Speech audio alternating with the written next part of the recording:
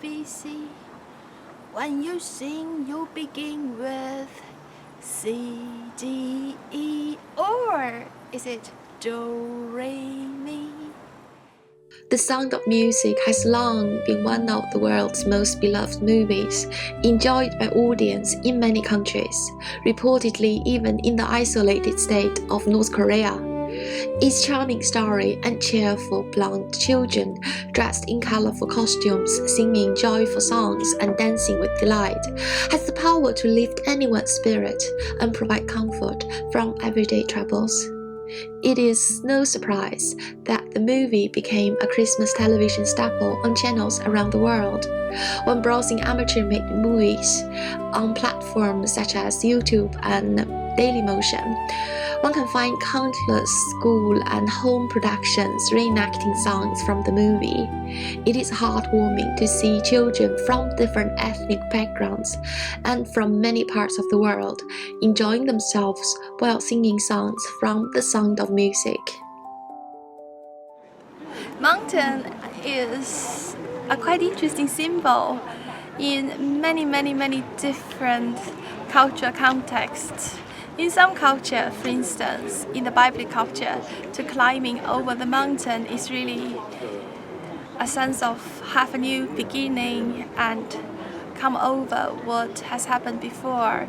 And in other cultures, to climb over the mountain is really to change from one society to the next, which occurs from time to time in different Celtic literature.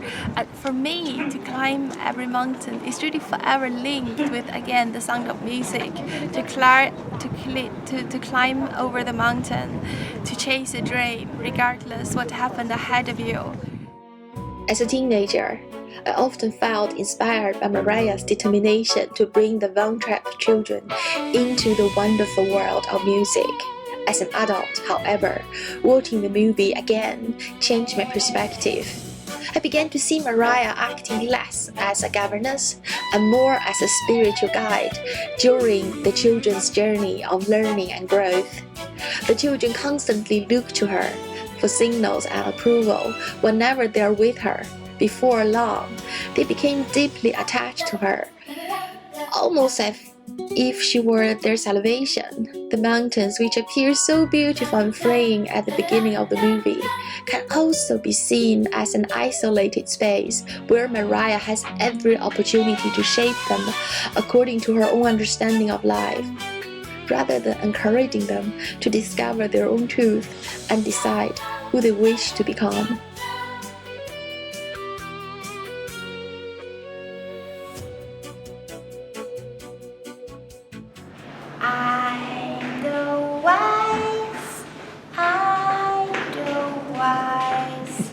Every morning you greet me. Have you heard this song?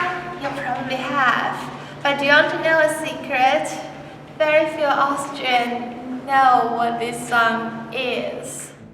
Edelweiss has long been a symbol of Austria and its Alpine heritage. In The Sound of Music, the song Edelweiss is presented as a moving expression of Austrian loyalty and resistance to Nazi rule.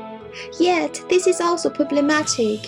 During the Nazi era, the Alps were widely used in propaganda as an idealized image of racial purity, masculine strength, and Germanic identity, ideas closely tied to anti-Semitism.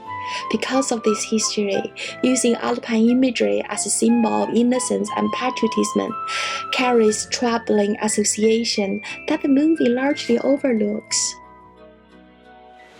The Von Trapp family actually learned how to sing with only one single song, and it starts like So, Do, La, Fa, Mi, Do, Re.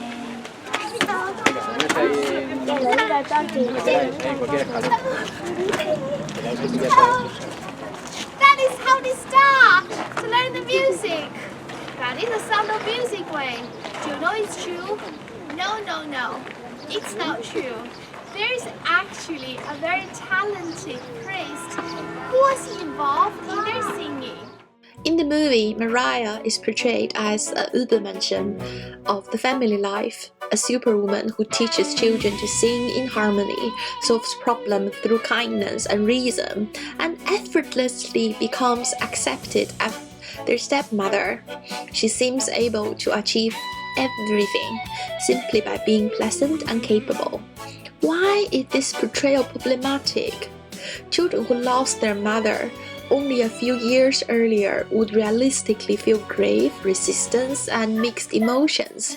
Instead, the movie erases human complexity and real-life hardship in favor of an idealized stereotype. This cheerful image of the perfect family still shapes public ideas of a healthy family life in the digital age, as if it were the gold standard. That may explain why TV dramas about well-behaved children thriving despite troubled homes continue to attract modern audience. The concert in The Sound of Music was one of the most poignant moments which depicts the kind of resistance which soldiers like Von Trapp displayed because he didn't believe in the national socialistic ideas, but in reality, sadly, the number of supporters, the Nazi supporters in Austria were many, and when the Nazi troops came to this town, they were celebrated by the locals. Austrians were deeply integrated into the Nazi war machine.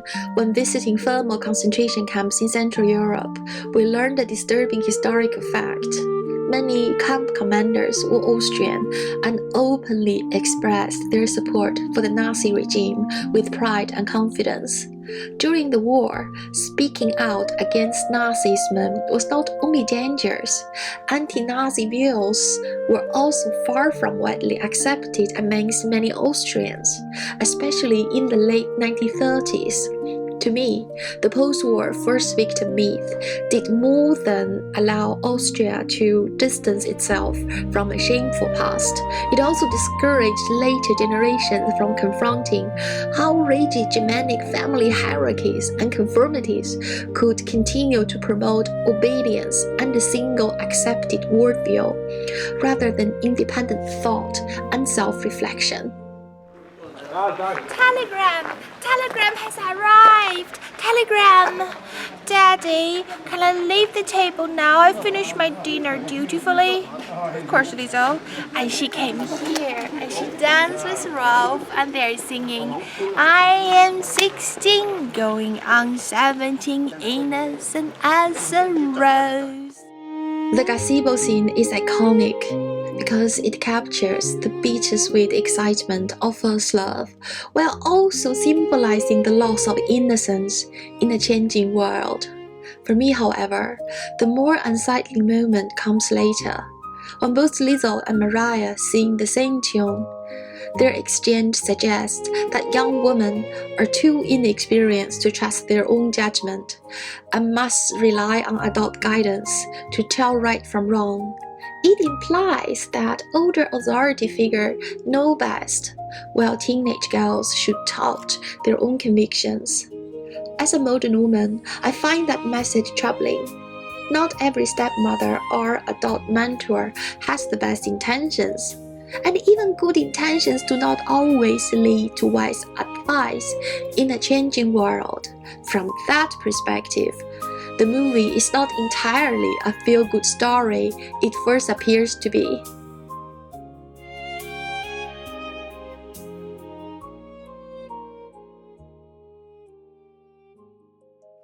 Mariah von Trapp was a deeply pious lady, and she often came to this mountain to contemplate about her inner desire to combine her soul together with the divine from above. I have long wondered whether The Sound of Music truly promotes Christianity and its associated virtues. or whether it uses these scenes mainly to tell an uplifting story. The screenplay was written by Ernest Lehman, an Ashkenazi Jewish writer from Long Island, while the lyrics of all songs were written by Oscar Hammerstein II, also from a Jewish New York background. Were they expressing faith, serving art, or simply giving audience the hopeful film they wanted to see? While I listened closely to The Hill Are Alive, I began to see another layer. Mariah sings the song that have been sung for generations, embracing inherited tradition and learning how to pray. In contrast, Jewish intellectual traditions is often associated with debate, questioning, and multiple interpretations, rather than unquestioned agreement. That makes me wonder whether The Sound of Music can be seen as a Jewish movie, one that gently expresses the limits of the ideal wholesome family, where manners, taste, and outward harmony become measures of personal worth. Instead of simply submitting to religious authority, people should have been encouraged to question sacred text, think independently, and form their own conclusions.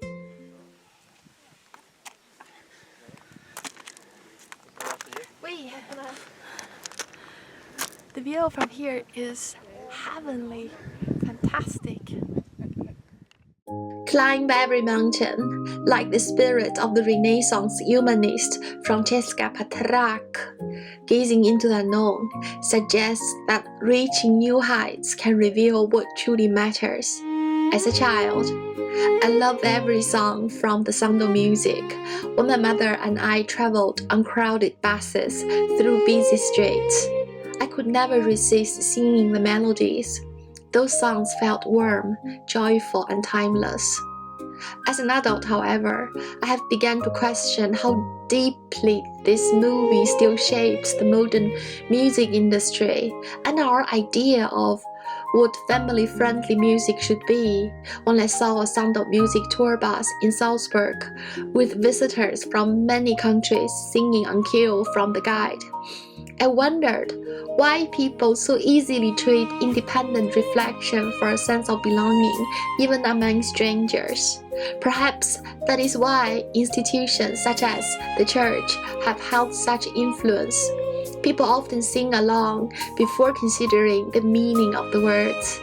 Songs can comfort and connect us, but they can also reinforce accepted opinions and quietly encourage conformity.